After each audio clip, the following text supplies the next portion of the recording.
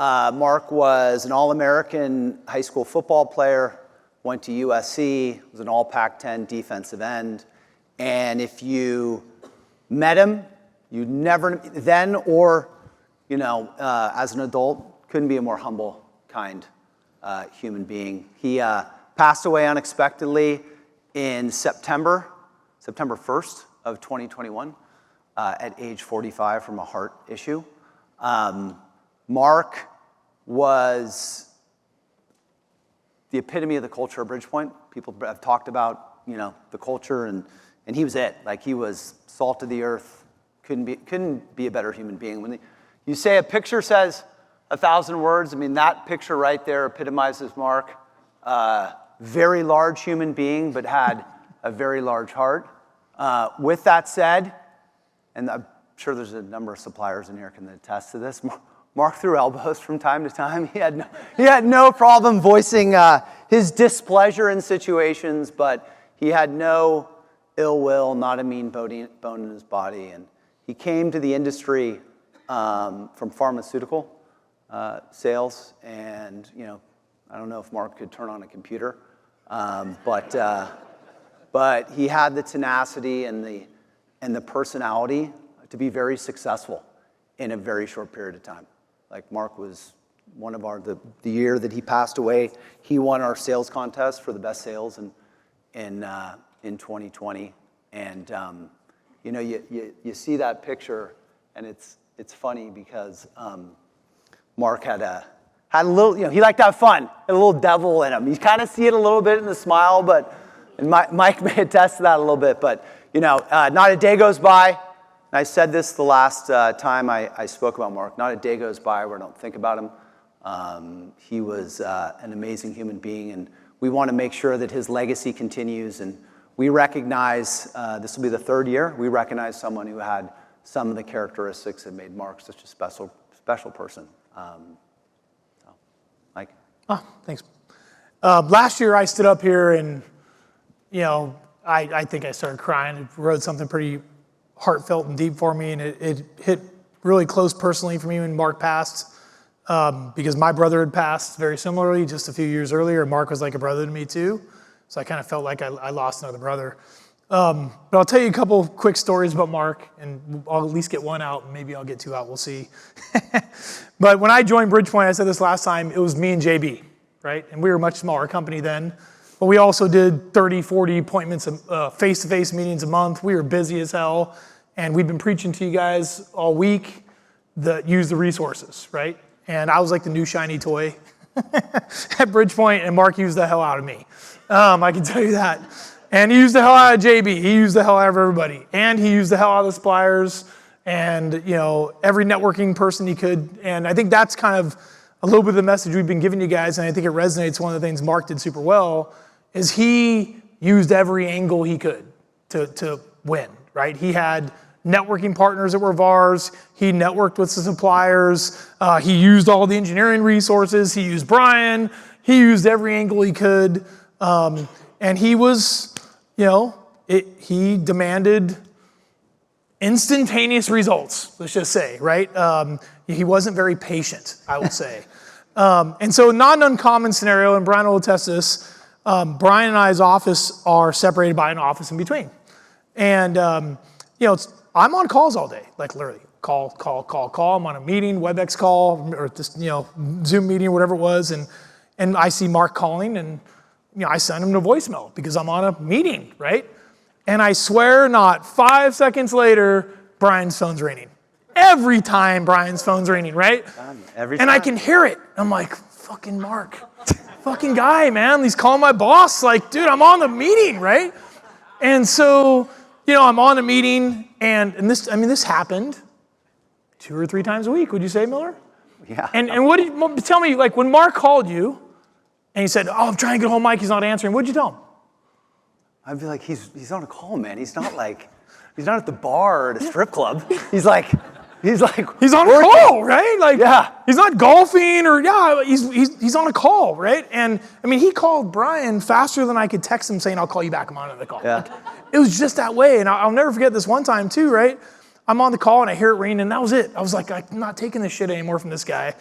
And I shut off my camera and muted my thing. I run into Brian's. I'm like, Mark, you mother effer. Like, I was yelling at him. Like, dude, I'm done with you blowing up my boss. And I was angry at Mark, I swear, for probably a week.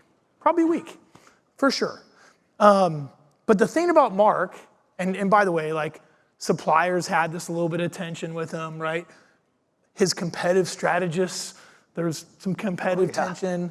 But God, just the thing about him is, like, the next time he talked to you, he'd apologize. Hey, I'm just trying to get a deal done. Prayer, there's money in here. We need to dig in. He's had, and it was just, you just couldn't help but just love the guy, because he wasn't doing it out of arrogance or out of spite or out of disrespect. He was just trying to, like, get and win this deal and bring in the people he thought would help. And he would apologize to you. And then he'd say, come on, Prayer, bring it in and give me a hug. And he's a big dude. I mean, how tall Chris, how tall is your brother? 6'5", 280, 270, how big? Yeah, depending on what football season or... Yeah. I mean, he's a big dude, right? So he'd bring it in and give me a hug, and you just couldn't help to love him. And I remember going to his, I think it was his 40th birthday party. Yeah. And, like, there were more suppliers and networking partners and coworkers than there were family. And customers. I think. And customers. And customers, yeah, like everybody loved him. Was it Cousin Mark or Uncle Mark? Uncle Mark, Cousin Mark. Yeah, that's right. So I have a Cousin Mark, and I knew you guys had a Cousin Mark. So Mark was just this super lovable guy. Can I tell one more quick story? Sure. All right. This is PG-13. So Mark and Rick and I oftentimes would be on these President Club trips without our wives, because we all had kids. And so my wife would stay back and she's taking care of kids, and Mark's wife would stay back and take care of kids, and Rick's wife's taking care of kids. And so we'd end up in these trips, and it's the three of us. And oftentimes Mark would bring his brother Ron. And Ron, and I'd be there alone. So Ron and Mark, they became like my family, like my brothers. We were hanging out for a week. And I'll never forget, we go to this place called the Cape. Jen, an incredible place. And you walk in, every room's oceanfront. If you ever get to go to Cabo to the Cape, oceanfront Cape is amazing. Yeah. You open the door, and it's just glass walls. Glass walls all the way out to ocean view, glass everything, big glass shower, tub next to the bed. And I'm like, wow, what a romantic place to bring my wife. There's no place for her to hide. Like, she can't hide from me. So, this is day one. I'm like, this is incredible. So the next morning I wake up, I'm having breakfast with Mark and Ron and Rick, and I'm telling the story. I'm telling them, like, you guys see that room? How incredible it was. I'm like, I wish Tiffany could have came because there's no place for her to hide, right? And Ron tells me, he goes, last night we're in Mark's room and I'm watching ESPN Sports, and I look over and there's Mark in the shower, big as life, taking a shower. He's like, I haven't seen that since we were kids. And I just started cracking up, and I'm thinking, there's this picture of Mark burned in my retina forever, like naked in the glass shower, right? It wasn't really what I had in mind of, like, right. Like no one can hide. But, that was just, and I think, Ron and Mark, and they just always embraced me like a brother, and I love the guy, and I miss him every day. So yeah, that's my story. I just share one that right. We're already going over, but I'll be quick.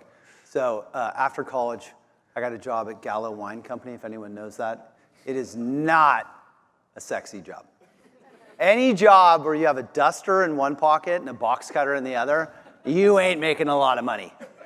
So Mark, as he used to call it, and it would be a reactive statement when people would be like, hey, did you play in the NFL? He'd be like, I bounced around a little bit. That was his line every time. I bounced around a little bit. So when he finally was done, he calls me, and he's like, hey, guess where I'm working? I'm like, where? He's like, Gallo Wine Company, which is like a major step down from the Tampa Bay Buccaneers or whoever, right? I mean, this is like humble city 101. And he's like, I figured if they'd hire you, they'll hire anybody. I love it. Yeah. Well, all right, to come and talk a little bit more about Mark and about the award and what it means to him, wanted to kind of bring up last 2 years' winners, Rick Ellison and David Barskini. Why don't you guys both come up here?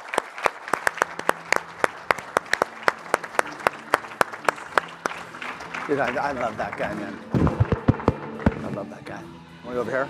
Like, bring it in here. Bring it in. Come on, brother. Funny. Marcel. Appreciate you. Yeah, likewise. All right. Gosh, that's you guys are a hard act to follow. That picture.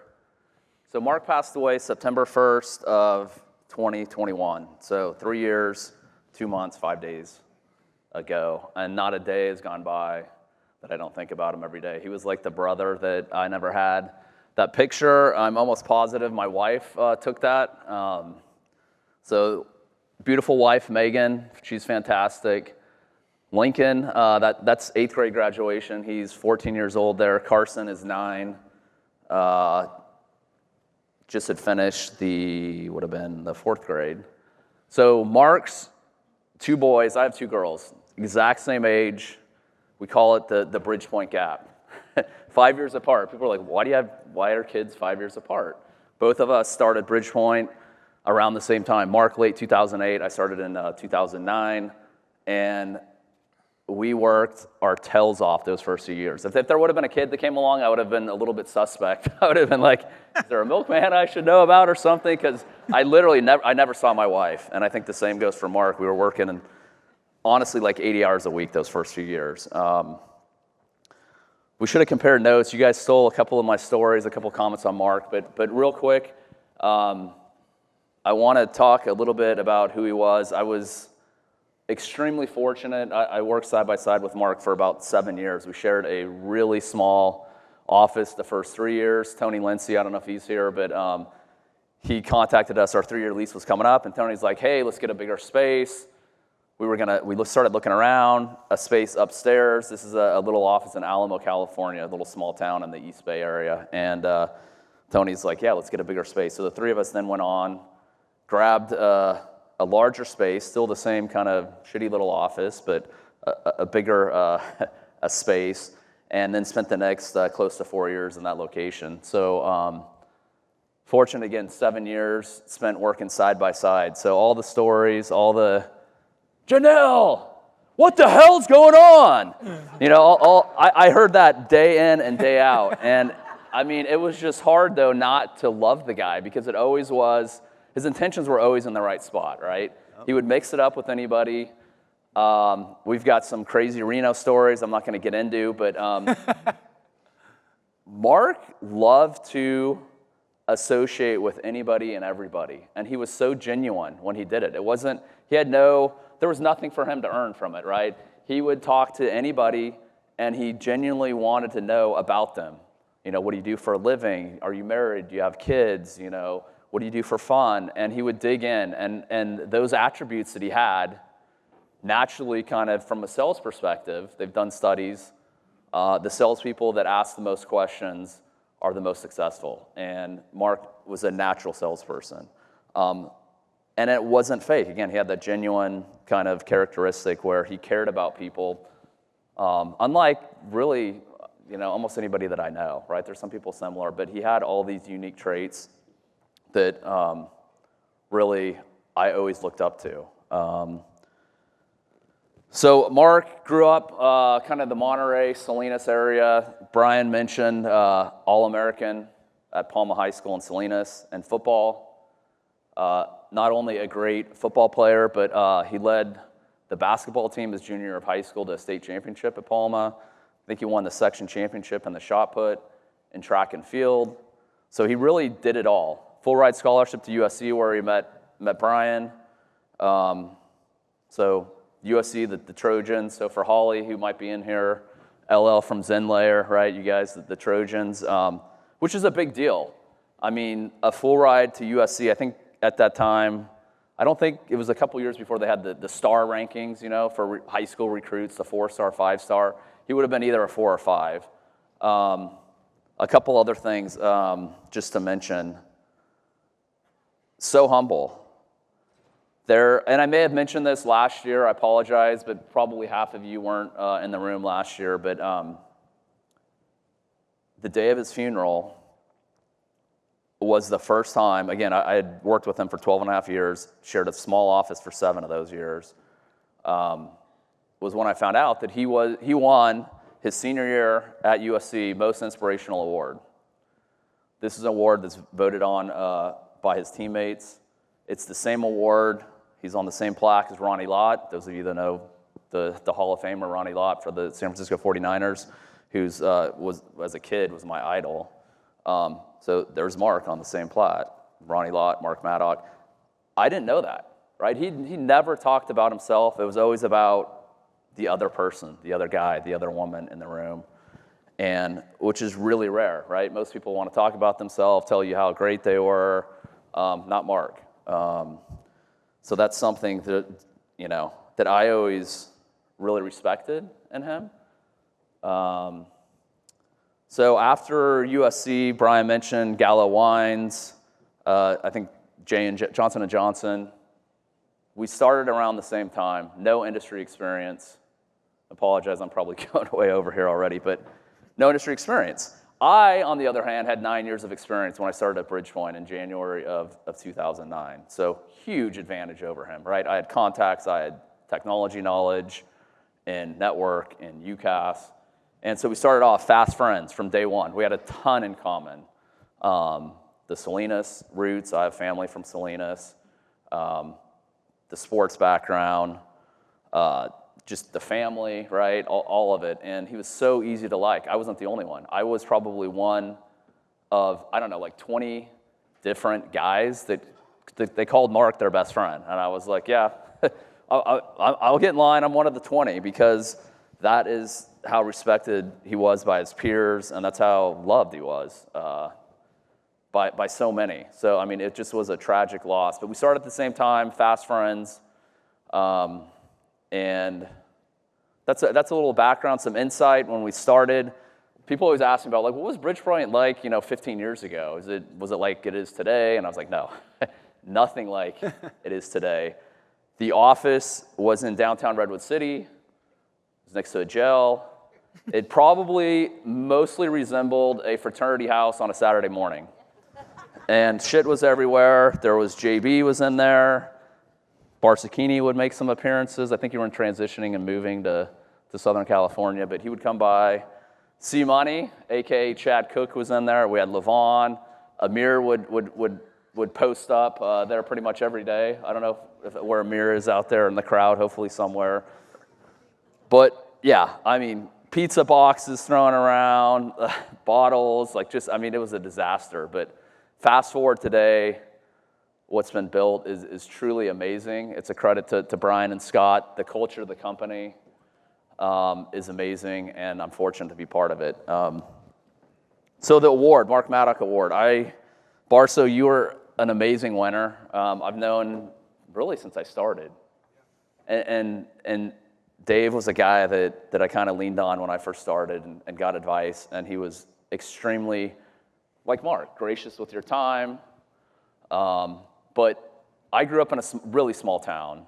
It's not so small now, but go back to the 1980s, it was small. So playing in a very small pond, right? So I was fortunate. I won a lot of awards, again, but it's all relative. This award that I won last year really is the nearest and dearest to my heart. It's the most meaningful, probably the one I'm most proud of, and that's what it means to me. And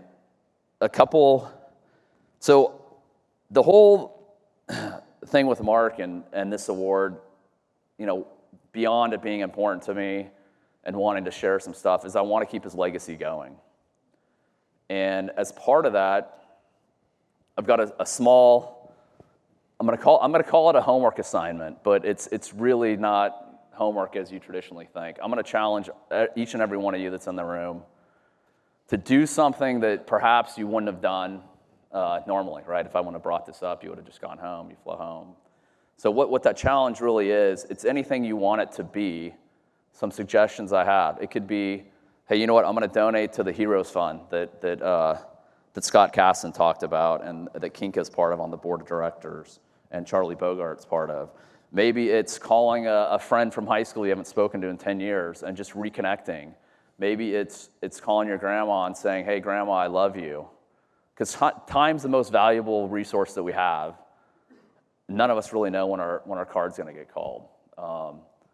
So it might be something where you're like, hey, I'm going to ask that one last question on the next business call. Just do something different that you wouldn't have done. I would say err on the side of doing something charitable, whether it's a donation, whether it's a phone call, whether it's call your mom, call your dad, whatever. But whatever you want to do, think of one thing that maybe you hadn't thought of before and implement that and do it when you get home.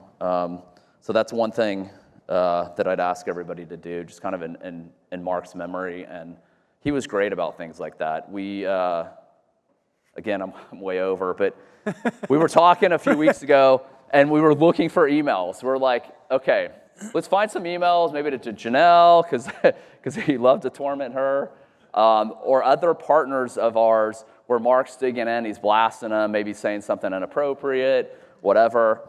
And so I went digging for emails, and what I found was the charitable side of Mark, some heartbreaking stuff. I found an email at 12:58 on September 1st of 2021. And it was him praising Tony for following up on these opportunities that we're jointly working on. And that's just the type of guy he was. He built up other people, right? Didn't talk about himself. It was building up other people. I found 3 emails about Mark digging in. We had a very good mutual friend in the industry that had COVID really bad. And this is in 2021. Mark's reaching out to his wife.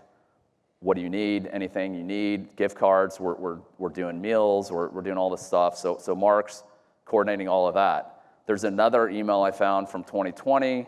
Another guy in the data center business, in the industry. I honestly think Mark met this guy once, twice at the most.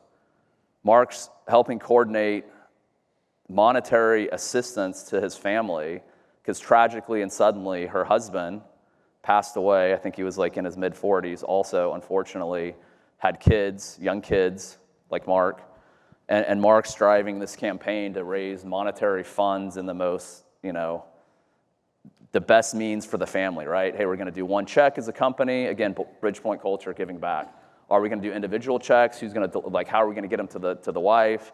So those are the emails I found that speaks about Mark. So just a great human being. What I'd like to do now is transition a little bit, and I'm super excited about this year's winner. It's somebody that I've known for probably well over a decade. It is somebody that Mark mentored, who interned under Mark, I think probably at the age of 19, the ripe age, got into the industry early.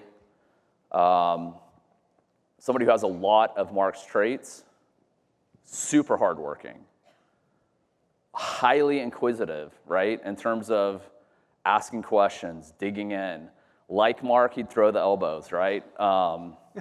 Was not afraid of jumping into the fire, right, competing. I saw what I'm going to say, the eye of the tiger in this person's eyes early on, and I was like, advice from me is just never give up. Believe in yourself, invest in yourself, bet on yourself, don't give up, and I guarantee success. Today, this person is way younger than I am, probably 20 years, highly, highly successful, has absolutely annihilated the last few years in this business. I think way up on the rankings, we every month the rankings come out, and I'm like, damn, because he's blowing me away. I'm like, how's this guy 20 years, my junior, is just annihilating it? And I'm like, oh, not surprised. But anyway, a lot of those great attributes, way over the time again. So prior to announcing the 2024 Mark Maddock Award winner, I wanted to bring up Mark's younger brother, Chris, is here today. Chris is breaking into the industry. I'm trying to help him out, but Chris, why don't you come on up?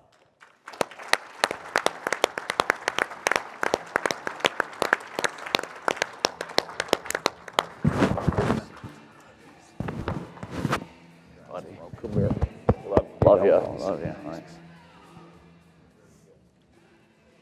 All right. I think some of you probably know who this is. This person probably like I was last year, probably sitting there being like, holy shit. I had no idea. Probably in his head right now, it's being like, what the hell am I going to say? Because that's what I was doing.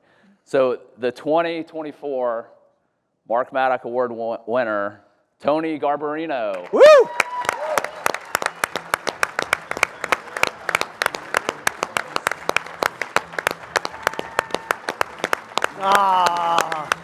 Bring it in, buddy. Bring it in. I love you, man. I'm proud of you. Congrats. Good job, dude. Congratulations.